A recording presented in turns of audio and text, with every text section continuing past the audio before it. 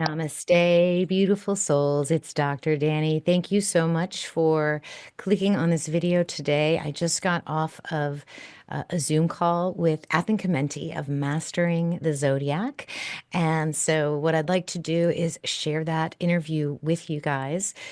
Just some brief background. Athen Chimenti is the founder and CEO of Mastering the Zodiac. He is responsible for distributing and disseminating that Capricorn Prometheus software that many of us use in our practice. And he is also the one who has enabled me to put the free chart calculator on my website. And I have been following him since I discovered the sky was not being used in astrology. And he was my light in the dark for many years. Before I even bought the software. So I am just honored and privileged to share with you our conversation. So thanks for stopping by. Thanks for listening. And I'll see you guys soon. Take care. Hi, Athen. Thank you so much for coming to my channel. And I'm excited to have people that have not been exposed to your work to finally meet you. I talk about you on almost every video I do. Number one, because you graciously gave me the code to that free chart calculator that you and Gavin have put together. And it's my most popular page on my website. Let's just put it that way. People really love going there. It's a nice, in fact, before I even bought the software, Athen, I went to your site every single day and I ran the chart of the day and then I ran my own birthday. And here you are on my channel. And I'm so excited that you're here. So, Athen, will you please introduce yourself and just let my audience know how you came to find the actual sky? Absolutely. And it's great to be on, Danny. Thank you so much. So yeah, I use what's called true sidereal astrology, as I'm sure a lot of you are aware of. But in layman's terms, it just means we're using the visible sky. We would think that astrology is using the sky when we go to our sun signs or our horoscopes that we see in the West. But unfortunately, that's not the case. The mainstream astrology, especially in the West, is in that case using the seasons. And so that doesn't match up with the actual sky. So if you think maybe you're a sun in Leo, the sun could very well be in the actual constellation of Cancer, for example. And this is actually quite common. Usually a sign different. It can be up to two signs different. But yeah, true sidereal astrology is a very long way of just saying astrology, in my opinion, because this is what we've been doing for tens of thousands of years. And, it's really only until recently that we started to use these more, in this case, seasonal systems that have deviated from, the natural sky. So that's what I focus on with my work, readings, courses, all that good stuff. Amazing, amazing. Yeah, it's funny that you mention Leo suns turning into Cancer. That's precisely what happened to me.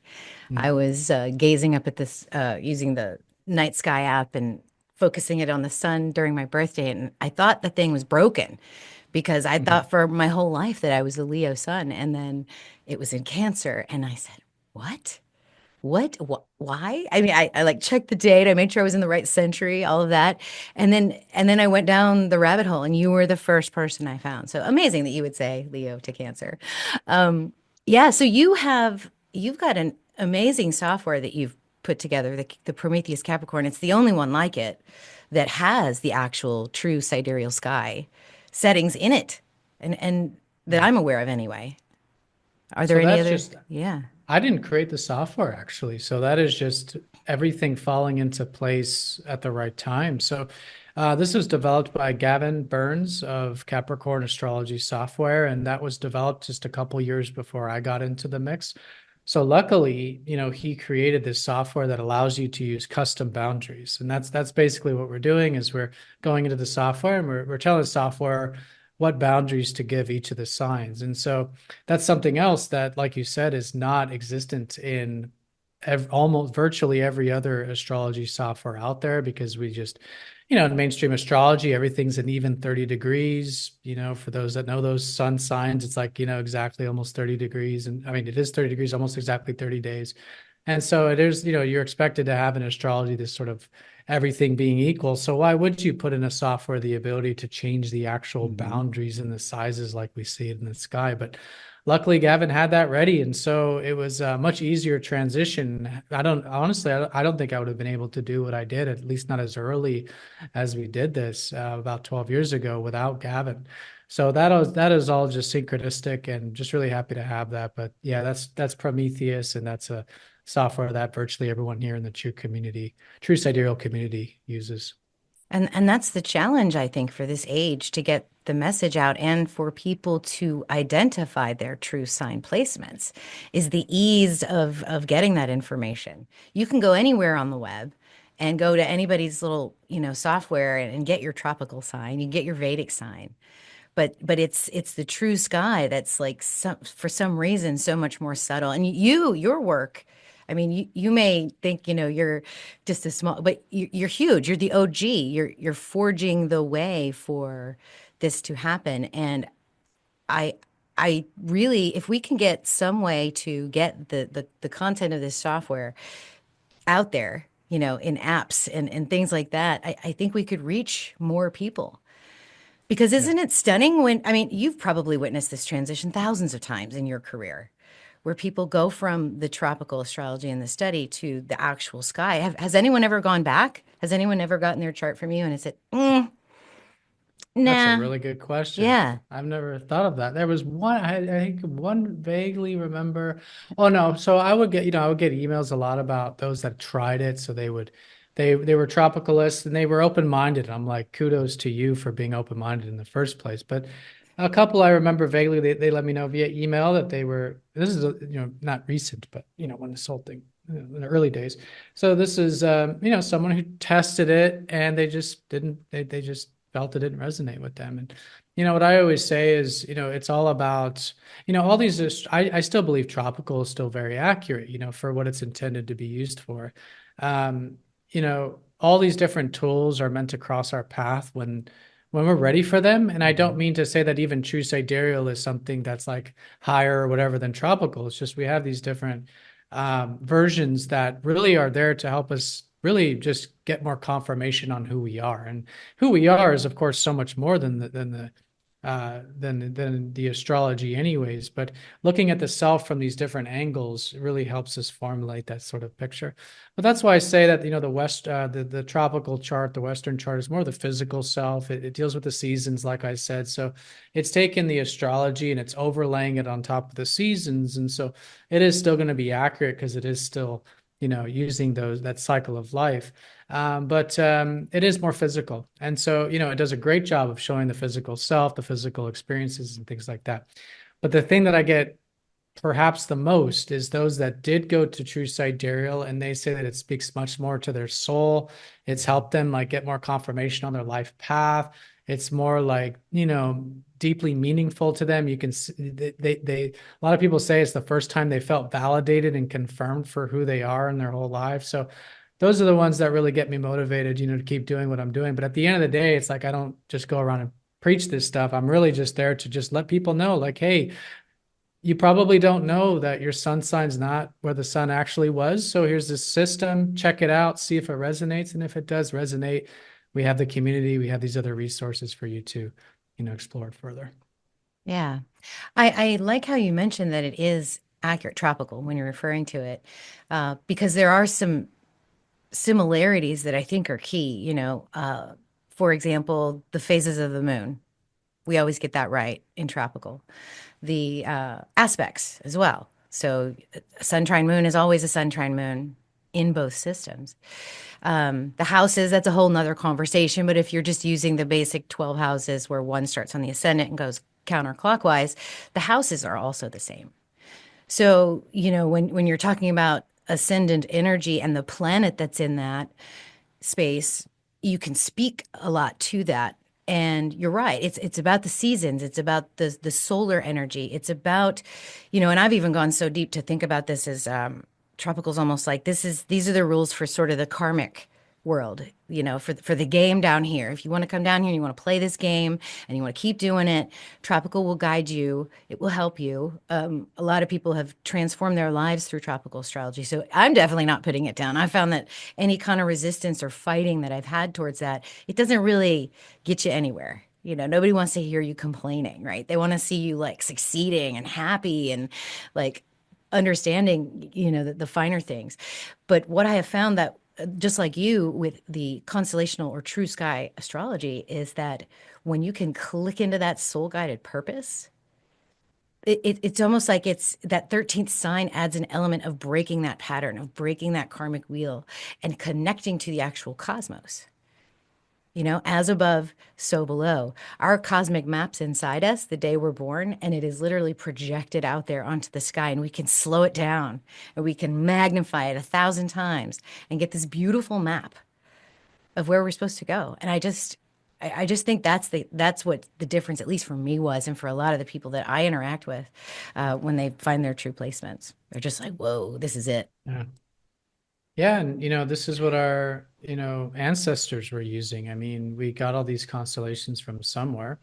So again, even if we were having this discussion, maybe, I don't know, 10,000 years ago, there would be a lot of different nuances about, where to set the boundaries and things like this. But, this is what we have from our ancestors is these particular boundaries, these particular constellations, which are really just symbols for certain areas of life. And it's like you said, like I think, what we're talking about here has just been distilled from like the 13 to the 12. And, 13 has always been a very energetic number, as we can see from our ancestors and just traditionally and still today, as being the transformative force to get us from one state of consciousness to the next. I would say the strongest Western symbol of that is probably Jesus Christ being the 13th disciple, or him having 12 disciples, which is very symbolic for, like, if you want to transform and go to these higher states of consciousness, you do have to use the number 13. And so Ophiuchus, what we call the 13th sign, is where the center of the galaxy is. It really is, like you're saying, the cosmos. I mean, there's no other way to access the cosmos than straight through the center of our galaxy. That's like the cosmic sun that even our sun and our solar system is rotating around. This galactic sun, and so that's where Ophiuchus is, extremely transformative. We could get into all the conspiracy theories and stuff as to maybe why it was removed. Why aren't we using Ophiuchus anymore? And we don't even need to see it as a conspiracy, really, because, hey, we're humans and we like to simplify things. And honestly, I think that's probably just what happened. If we look 2,000 years ago, well, in this case, 4,000 years ago, we would see that the Babylonians simplified it. That's really when we started to see the 12 even signs. But that made sense for the time, because at the time they were just interested, from what we can tell, they were interested in making calendars and clocks when we saw the simplified zodiac. So those probably weren't even astrologers. Those were probably the calendar makers, or the at the time scientists and whatnot that were, and the clockmakers, trying to make this sort of calendar to live by, when to grow certain crops, when to live, do certain things at certain times. And probably even at that time, the true astrologer, people like us, were still there doing like regular astrology, where they were using the actual constellations before they got simplified. So, it made sense at the time to simplify everything. We still want to do that as human beings. Imagine a clock with 13 That would be hours. weird. Yeah. That would be weird. But we see that, right? Like there's 13 lunar cycles in a year. Why do we have 12 months when there's actually 13 months in a year? So there's a lot of things there, but I think what's happening now is we're getting back to our roots. I think we're connecting more now to nature. I think as humanity, we've learned a lot of the pitfalls of being so separated from nature and what that does to our mental, spiritual, and emotional health. And so now we're all coming back to those roots. We see it in every industry, coming back to these roots and starting to make these changes to, get back to happiness and health and well-being that we've in many ways deviated from, being so disconnected from nature and our bodies and, all this stuff from modern society. But I'm really happy to see that there is this community. It's growing. We're obviously moving in the right direction, and I'm, very happy to be a part of it. It's that energy of 13. It's a slow Yeah. process because it's so big. Imagine if the whole world discovered 13, the 13 signs all at once. Everything would break, right? Right. I mean, That's a good I point. don't Yeah. think it would be able to adapt. if it was something that was sudden. And so it really is an individual journey, to really discover your origin among the stars. And one of my most favorite things to do, Athen, is to go outside after sunset when Venus is in her evening star phase, and we have, a waxing crescent moon, because my backyard faces west, and so you have Venus, you have the moon, and then right now we have Jupiter up there, and it's just when you can sit outside and gaze up, it's almost as if there's a song that's played that you can connect with, and you really feel like you're part of a greater wave of evolution. You don't All the things, the little things that bother us down here in this world just don't seem so important anymore, Yeah, right? especially when it's the crescent phase, which is beautiful. And then Mm-hmm. Venus is right, because that's how it's been these past couple Mm-hmm. of months, right? With Yeah. Venus there with the moon. Certain phases, you look at a full moon and it's like, energy time. Like you feel it, you see it. It's the song that's being played is that of like fullness and energy. And, it's more kind of extroverted and stuff. And then during the crescent moon, like you're saying, it's subtle. There's more space. Yeah, and I hope that's something, for me personally, I'm trying to spend a little bit more time going outside and actually, connecting to that because it's hard, in these boxes we live in and with these screens all the time. Mm-hmm. Um, but so important because I think like we technically don't even need a chart, I think is what I'm getting from what you're saying. It's like you can just go outside like our ancestors did, lay under the stars, tell some stories and connect to that Mm-hmm. energy. Mm-hmm. And that's really everything that we need to know in terms of I believe we'll get the astrology from that, and the astrology is great to be able to get more technical with it. But at the end of the day, astrology is just connecting to that wavelength, that energy that like you said is there already and very visible and very clear when you look at it, I think, at least. Yep, that Jupiter Yeah. sextile Venus right now. I mean, you can see that right after sunset every night for a little while if you want to. It's just like, oh, Pisces and Taurus. Oh. Yeah. And I think it's interesting that there are astrologers that have never done that, that have never gone outside and even looked up once, you know. Yeah, to see it. And I was the same way as you with the app. So that's how I did it. Like I always knew there was sidereal. It's like I knew it in my head. And if you were to ask me at the time, like what's sidereal, I'd be like, oh, that's like Eastern Vedic. astrology, Vedic. It's based more on precession, right? It's technical, blah blah blah. But then it wasn't until I went to look, which is the same experience you had. It was well for me, it was a full. I was looking at the full moon currently, and it was a full moon that I think was supposed to be in Gemini. And then when I looked at it, it's like right smack in the middle of Taurus. And that's just when it really hit me. It's just very experiential, and I think that's so important for us to do. And if you go and experience it, it's like, yeah, it's something else entirely. And it just really changes things, gets out of the headspace. It's more physical, it's more experiential. And yeah, and I think that's a great thing. I think, hopefully with this technology, it can allow us to do more of that. Yeah, I love it. I get the question a lot. So you do Vedic, right? I'm like, no, Oh, right. no, I follow precession, but Vedic still the difference. It's even more subtle with Vedic, right? Because they're using it like Aries at least is aligned correctly, or Pisces is aligned correctly to March 21st, the spring equinox, but it's still 30-degree signs, and they still do not include Ophiuchus, at least as far as I understand.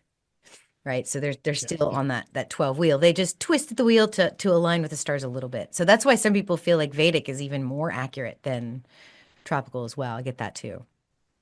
Yeah, yeah. And for all due respect to Vedic, they have their signs, but they have a deeper wheel, let's say, with the nakshatras and the padas. So they're further dividing up the zodiac, right? So they've got further divisions. And if you go in and actually read these descriptions of these nakshatras and padas, we'll use the Cancer Leo one, for example, as it's a very, very obvious one because the whole beginning of our Leo, so the actual where Leo actually is in the sky is at the end of Cancer in their system. So in other words, they would extend Cancer and actually because Cancer is a very small constellation. So if someone's a Cancer in Vedic, their true sidereal, let's say, is Leo, because that's the constellation of Leo, but they're saying it's Cancer because they've extended Cancer. If you go in and read the nakshatra description of that, what is their late degree of Cancer, it starts to sound very much like the early degrees of Leo.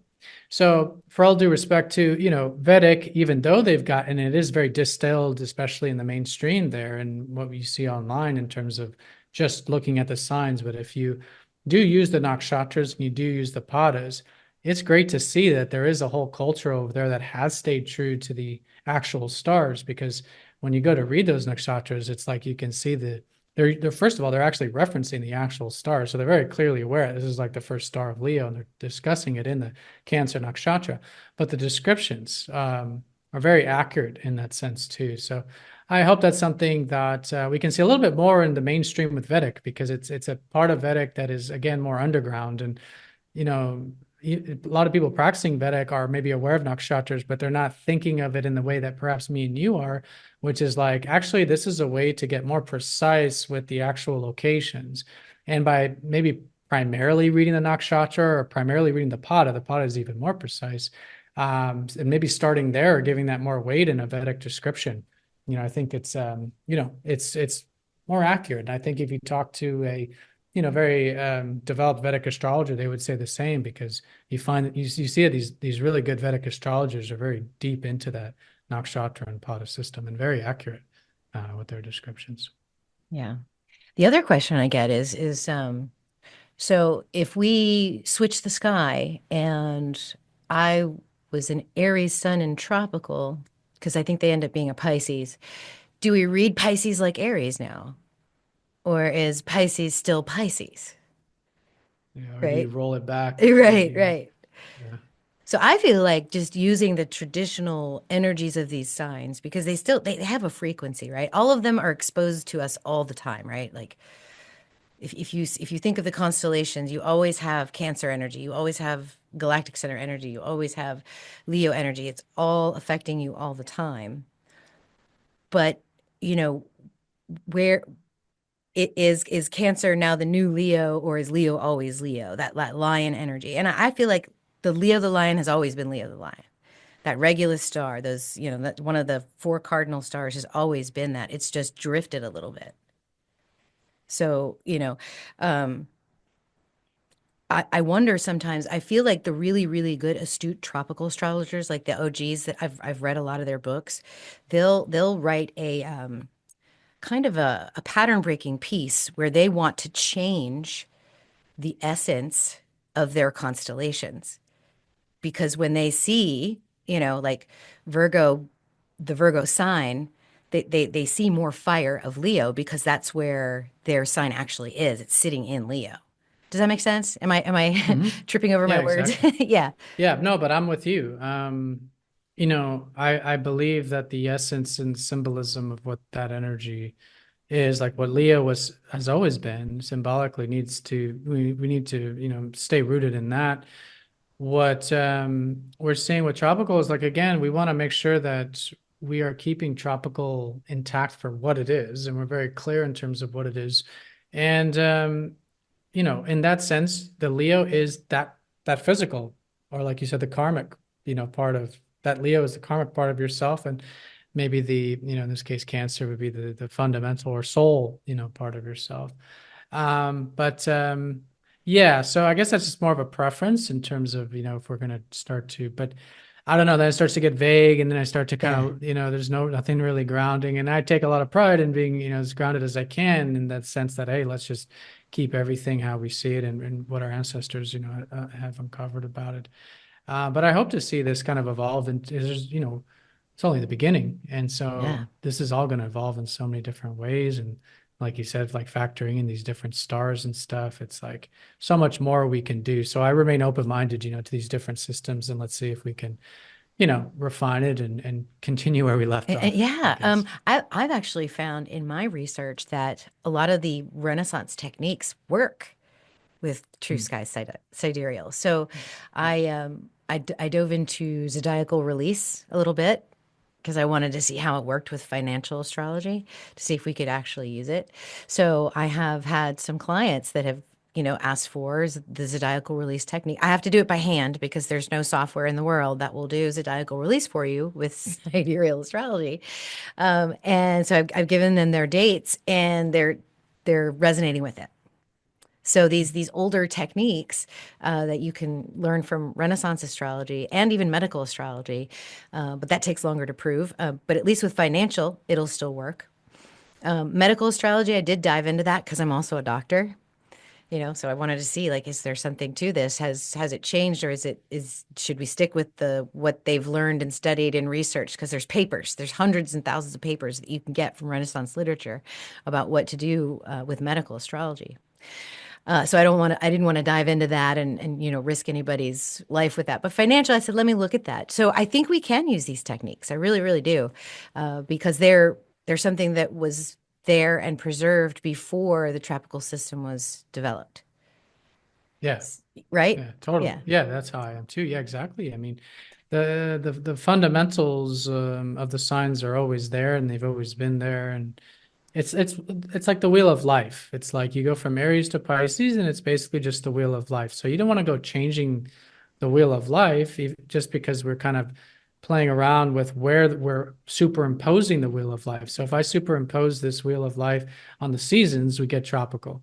If I superimpose this wheel of life on the human body, we get this, the traditional rulerships of like parts of the body. Mhm. So you can take, this wheel of life, the zodiac, and superimpose it over anything. But yeah, you need to keep that wheel of life intact in order to do that constructively. But like you said, you can use that wheel of life, or in this case, that astrological wheel, and still use these techniques from middle age astrology or any other. Well, most other. It's hard to do it like with certain systems, like with Vedic. It's hard to go true sidereal because they built their whole, like, you don't want to go changing that, right? Because then you start changing the nakshatras and padas, which are just fine. But especially in the West, where there's like where they've been using tropical for so long, my guess is that, and by the way, when they were doing this, they were the difference was much less. Mhm. So you would have That's more true. people still on that sidereal sign or whatever. And so you see, so there probably, I would imagine too, tons of astrologers still practicing the sidereal, or some form of it, probably an even 30-degree form, but some form of sidereal throughout that whole age. So yeah, if we understand the fundamentals, the signs themselves, that's the most important thing. And then from there, let's see how many places we can superimpose this stuff, this wheel of life. And I guarantee, as long as the wheel of life is intact, no matter where you superimpose it, what you overlay it over, you're going to see those accuracies and those results. There's no doubt. And to think of all the new ones we'll come up with too, I think will be very interesting. Yeah. I've kind of developed a cosmology that starts at the Galactic Center. And Mhm. I frame it in the idea that you're awake, like you've awoken.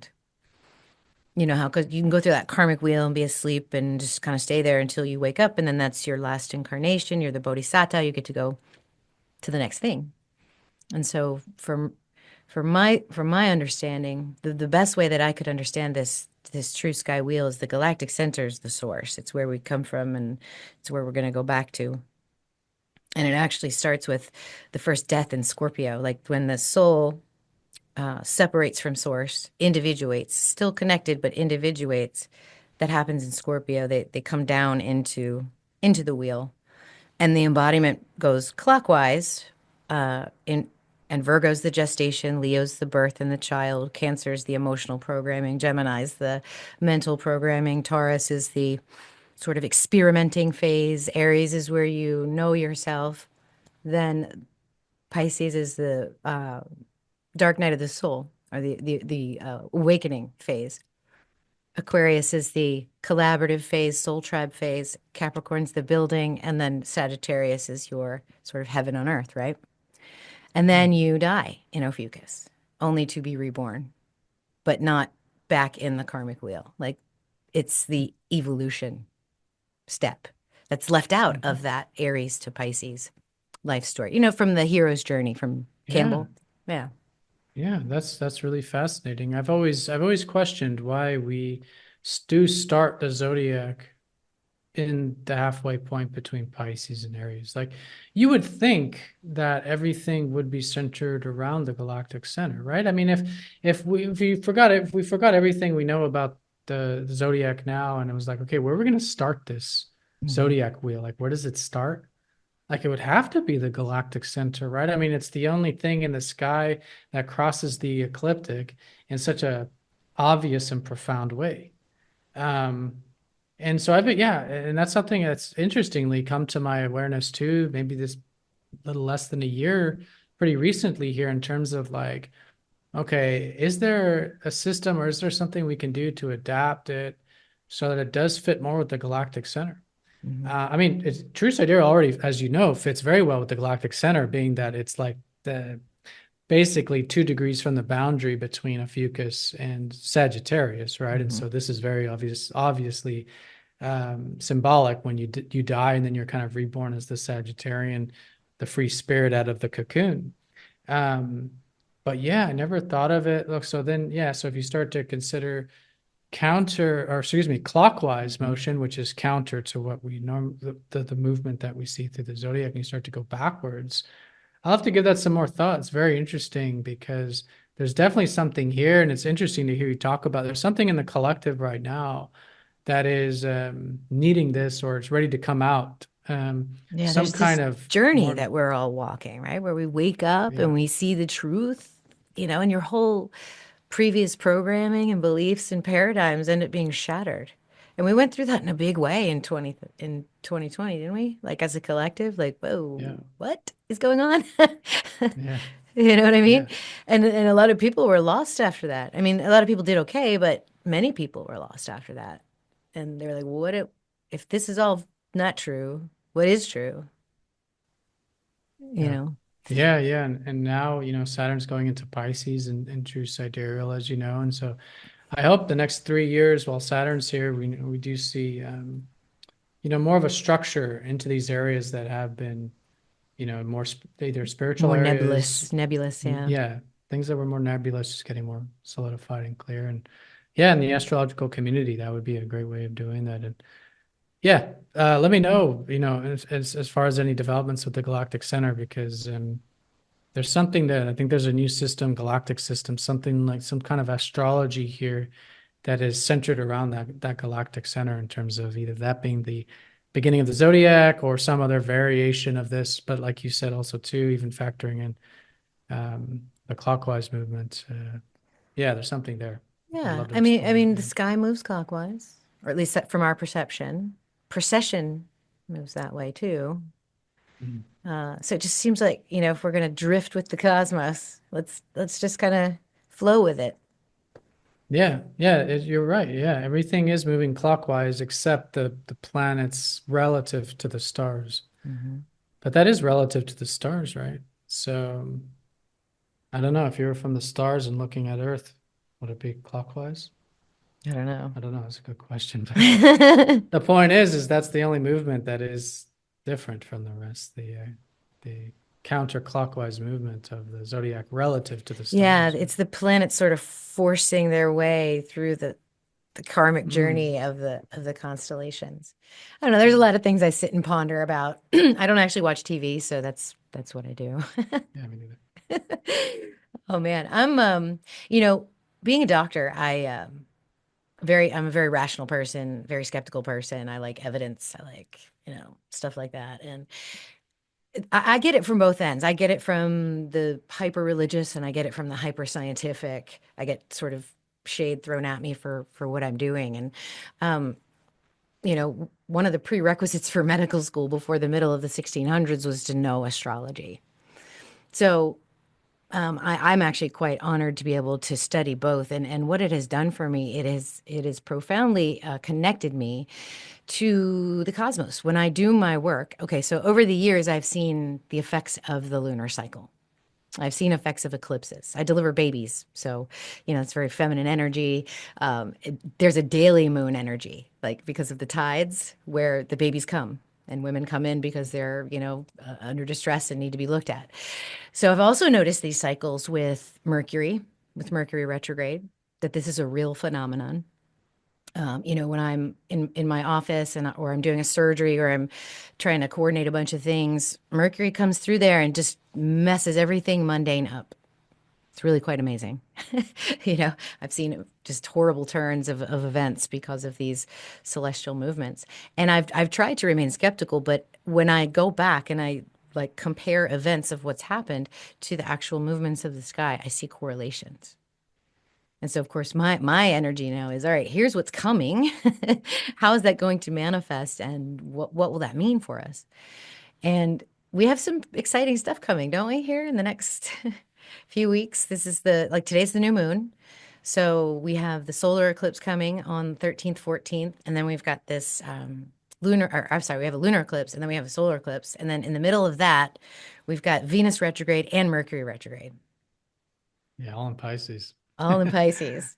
Yeah. And that Venus retrograde's only 20 months, guys. This is not a frequent event. And this is the closest planet that will ever come to us when Venus is right at the peak of her retrograde. I mean, you want to talk about sister planets right there. And also, the same face of Venus faces Earth every time she's retrograde. So that's a cool little astronomy fact. And this point where she's retrograde in Pisces happens every 8 years, and it's part of that star that Venus creates every 20 months. Are you familiar Mm-hmm. with this? Mm-hmm. Yeah, Yeah, the geometric this is pattern. such beautiful energy because it's done. So we get 5 orbits in 8 Earth years, while Venus orbits the sun 13 times. Wow. Did not So know that. yeah, Okay. so 5, 8, 13 are three numbers at the very beginning of the Fibonacci sequence. Right. Right? 5, 8, Whoa. 13, 21, Yeah. 34, 55. If you take the smaller number and divide it into the larger number in the sequence, like let's say you take 8 and divide it into 13, you're going to get the golden ratio every time. 1.618, the Vitruvian Man, the Fibonacci spiral. The larger the number is as you go out into the Fibonacci sequence, the more irrational that number, that golden ratio gets. But it's this coding, okay? These orbits create this geometrical frequency that I think if you look at the spiral of galaxies, if you look at how plants and petals develop, it's a spiral. If you look at an embryo, the way it develops, it starts as a spiral, and they all have these ratios of 1.618. So it's really, Yeah, the really beautiful. And Fibonacci. so Yeah, that's we are wow. heading for this beautiful Venus star point right in the middle of these two eclipses. So how do you feel about this March? I feel like it's going to be there's a lot of personal energy that's heightened. There's like a surge, a tidal wave, and sometimes that can be chaos. And then of course in between two eclipses we've got like a pattern break of some sort. Yeah. How do you feel like that's That's a gonna cool way of thinking about it. Yeah, I don't know. I don't know. I will say that kind of going to our point before about like mainstream and stuff is like I really feel bad because I get a lot of emails. I'm sure you do too. It's like some people really are buying into these mainstream narratives. There's a lot of fear out there from both Vedic astrology and Western astrology. And, I've witnessed this over my years as an astrologer, like, people being very concerned about, certain blood moons and retrogrades and this and that and the other thing. And like, then everything ends up being okay, right So, always? so at times like this, I'm very skeptical of like, first of all, the mainstream, because as soon as I hear a mainstream thing, just my blood, just who I am as a person, I'm just very like rebellious or whatever. But you're right. I mean, looking at it objectively, it would not be traditionally considered easy energy, right? Well, they would say Venus is exalted, but Mercury is debilitated, whatever. But like, no, really, Pisces is a difficult energy to work with. You got the North Node, who's been there for the past, really, 2 years at this point, which has been difficult for us with the South Node in Virgo, North Node in Pisces, having to work out all this karmic stuff with work and doing, and then trying to evolve a little bit into mental health and spiritual health areas. Neptune's entered these recent years, and now Saturn's coming in now as we speak. To join this freaking gaggle or It's a party. stellium of planets here in Pisces with, like you said, both those planets retrograde. So yeah, it looks like a stormy kind of a thing, right? But if I'm reading it just as fundamentally as I can, I would say that it's obviously the beginning of really what I'm reading it is like Saturn entering North Node leaving. These the house changes, so it signifies in this sense the next 3 years. What we're seeing starting now in the summer, which has already kind of started now because of Saturn, but we're starting basically a 3 year process of having to do more work on our mental health and spiritual health. And this is going to be the real first activation of this, obviously. So the retrogrades will be a good time to really go within and rework and rethink how are we coping with things normally? How do we cope? What are our coping mechanisms? Do we have any unhealthy coping mechanisms? In terms of a lot of things, Mercury and Venus, very fundamental, how we communicate, how we relate with others, our values, all this stuff. But just keeping it simple, like how are we coping and is it healthy? And using this to go back and revisit these things, take some of these old coping mechanisms, transform them into newer ones and healthier ones, try to find some peace in life and healthier ways of finding peace. And yeah, it's true. Like Pisces and Saturn here for the next 3 years is going to be nebulous with a lot of the things we've built. Where's our career going, our productive life, societally, the systems, structures, governments, all this, stuff. But again, what is Pisces ultimately about? It's about finding more peace and spiritual well-being. So using this time, I think starting now to, just kind of start it, like, explore different ways of coping and finding peace and mental health and spiritual health. Be a bit flexible right now. Be okay if you can with a little bit of ups and downs and going back and this and in working with uncertainty and all this. And that way we're in alignment with the time period. Because like what you were alluding to earlier, and you're saying it pretty directly too, it's like it's all about being in alignment with the weather of the time. And astrology reflects that. So yeah, so I think that's a good way of working with it, is let's figure out, because it's very straightforward. It's fundamentally about Pisces, and there's a lot of Mhm. energy there. It's affecting multiple, parts of the chart and of life. So let's see if we can work on that healthier Pisces approach to life. And I think keeping it that simple keeps us very constructive. And like all the transits, even the difficult ones are very constructive. And I see us coming out of March as doing this, being more at peace and more connected to our soul and, and better mental health and spiritual health. So yeah, hopefully that's a Yeah, perspective that's at least constructive, which in what does, I agree, look like a challenging energy. it does, right? I feel like we need to be very nimble too with these retrogrades, any retrograde, but especially those personal planets, with Venus and Mercury at the same time. I like to teach the idea of detachment, joyful detachment, right? I don't predict the weather as horrible. I'm like, yeah, there's a thunderstorm coming, but do you know how you can enjoy a thunderstorm, right? Start a fire, snuggle with somebody you love and roast some marshmallow. Like, you know what I mean? That's how you can enjoy the thunderstorm that's coming. You don't have to resist it. You can go with the flow of it. And since Mercury brings chaos, Venus retrograde absolutely does too. Especially in your creative sense, it's a birthing process, and birth is chaotic. So whenever you're about to birth something, it's like, ugh. But be ready. Just be ready for anything. Like if something needs to change, be okay with changing it. Detach from the thing that you need to change so that you can change it into something else. Right? Um, Yeah. yeah, so we're kind of like predicting the weather, but what you do with it is really the personal side of it that I love so much because it's so uniquely different. Like for me, this whole eclipse energy is in my 10th house, 10th moving into the 11th. So it's work, public image, all that, friends, collaborations, things like that. I'm ready for anything. Like, could it be that something terrible happens to my YouTube channel? Well, fine, I'll delete it and I'll start over. Like I'll just be ready for that. I'm not so attached to things that I can't try something different because in my belief system, I believe that they're here for us. They're here to help us. They're here to help us transform, transcend, become aware creators in our environment, conscious creators, not just Yeah. going through things and unconsciously creating drama and horrible things. So I'm Well, actually that's cool. I excited. think I think we have the same ascendant then. Are you a Taurus rising in I true am. sidereal? I am. Yeah, later degree Taurus. Is that Mm-hmm. right? Mm-hmm. Yeah, that's my ascendant too. So that's pretty cool. So we'll both be sharing that, all of our experiences, but we'll be sharing this transit. That's cool.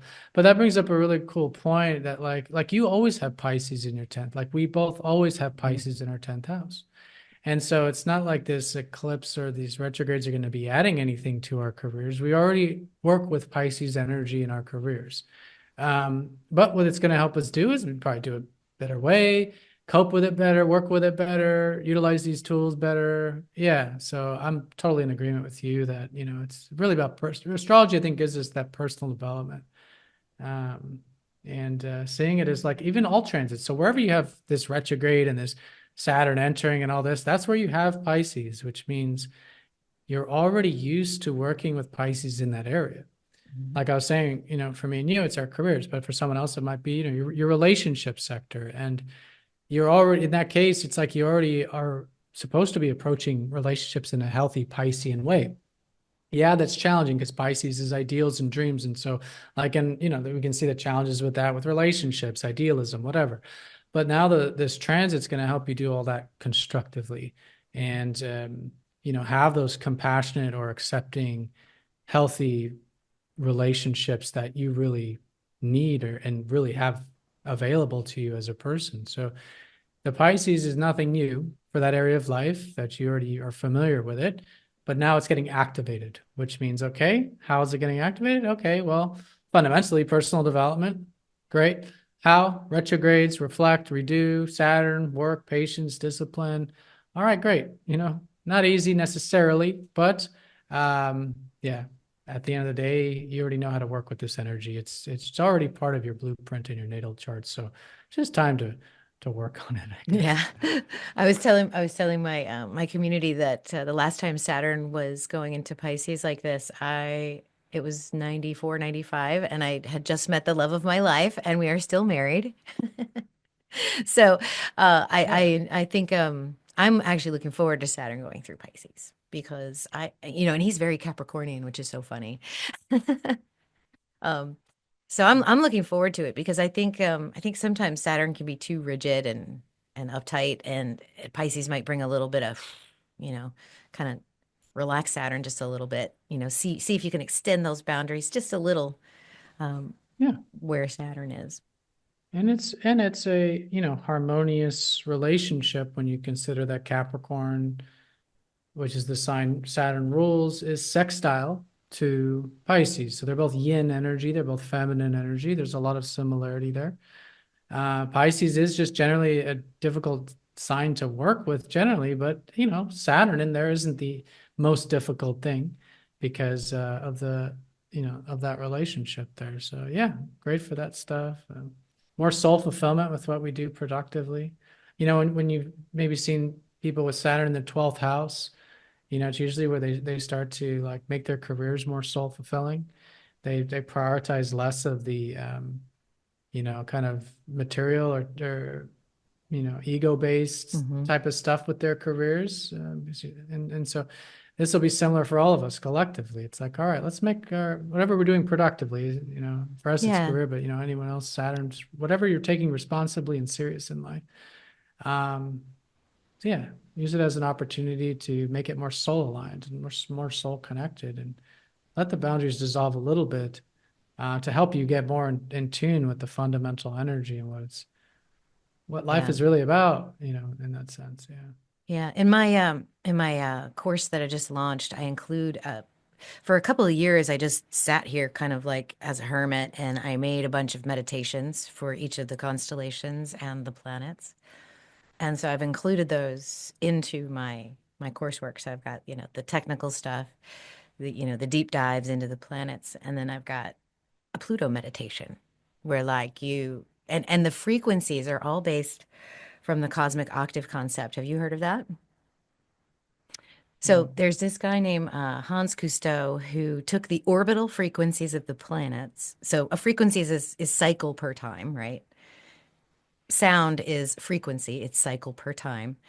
So if you take the frequency of a planet's orbit and you keep doubling it, you get an octave of it. So, a low C and a high C are an octave of one another. It's just doubling or shortening the string that's vibrating. So if you double the frequency of, say, Mercury till you get an audible octave, right? So let's say the frequency is so low, it's like so it's one orbit every 84 days, right? If you take that and you do it orbit per second, you're going to get a very, very small number or a whole lot of seconds. Anyway, the frequency is going to be so low that you wouldn't be able to hear it. But the more you double it, the higher it gets and the closer it gets to your audible range. So the frequency, you can match it up to sort of whole notes or whatever note you want. And then I would play just a created song with it, a nice meditative, chill sound to with that frequency. So, for example, the Mercury meditation has the cosmic octave frequency of Mercury in the music, and then Hmm. it's a guided meditation, and we actually travel to Mercury and just go through like a little spiritual exercise. So it's pretty cool. Yeah, but That's just awesome.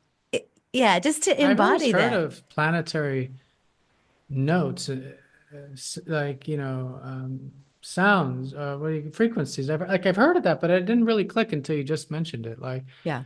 that you're actually taking the rotation of the planet and uh, doubling it or getting to the octave that's audible. That's really Hmm. cool. That's really cool. I like that. Yeah. Yeah.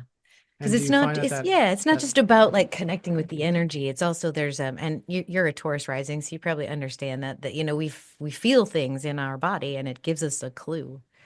And frequency is Mm. one of those things. Light's also another thing, colors and, they affect us in different ways.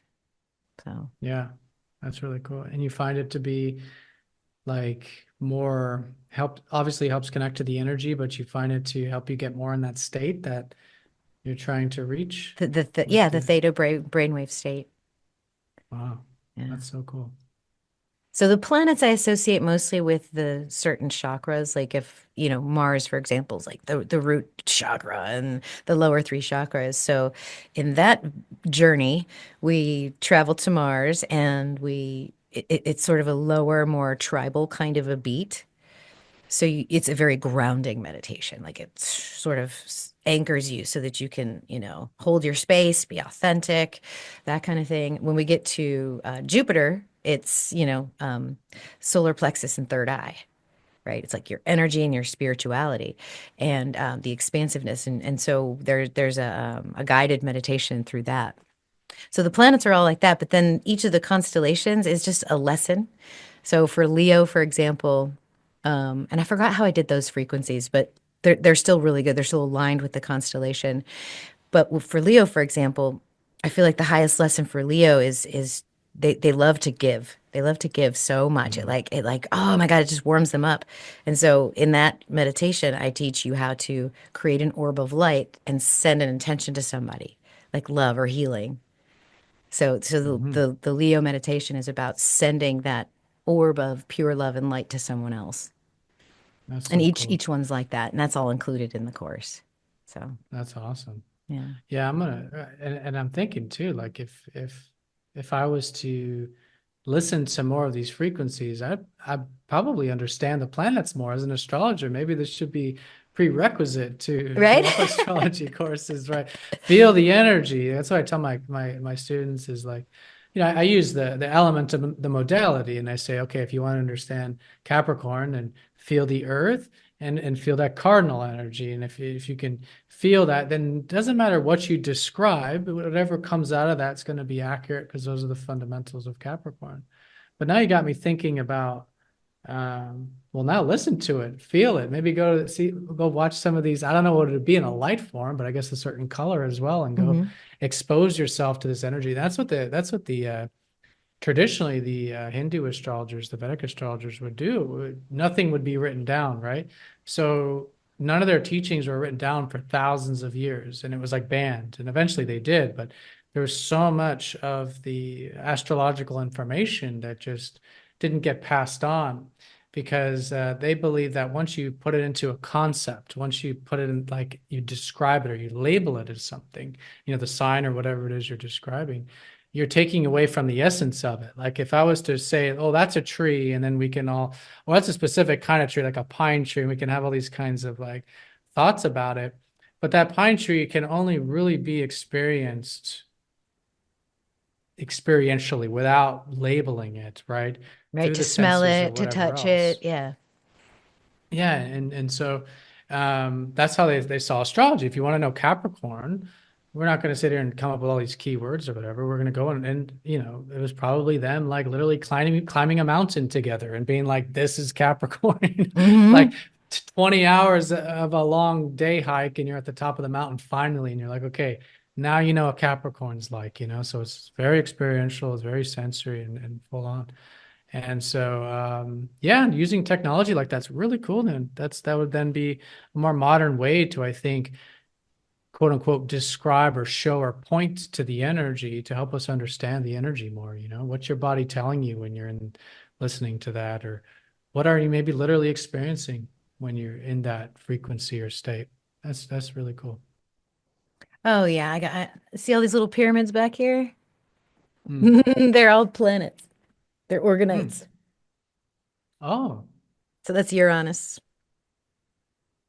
cool. So obviously that's in the colors of Uranus. And And then is that yeah, so that's copper? yeah, you know about organite, right? Like it's got these crystals in it with the wire wrapped around them. So yeah, I think astrology should be experienced. That's the whole point of it, you know. The colors, the metals, the frequencies, the psychological energy, the physical energy, all of it just really Yeah. gives you a great understanding of not only what's above you, but also yourself and people around you. Makes you more compassionate, makes you more loving, I think.